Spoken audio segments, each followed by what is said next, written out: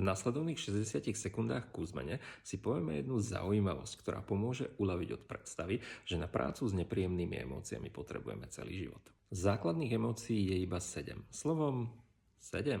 Z toho jedna je typicky príjemná, jedna máva obe príchute, teda aj príjemnú, aj nepríjemnú, a zvyšných 5 obyčajne považujeme za nepríjemné.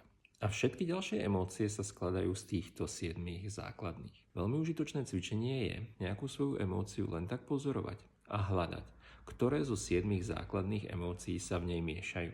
Z toho tiež vyplýva, že dáva zmysel zamerať sa na týchto 7 základných emócií a rozvíjať svoju schopnosť zmysluplne pracovať práve s nimi. Tým obsiahnete všetky emočné koktejly, ktoré sa z toho dajú namiešať.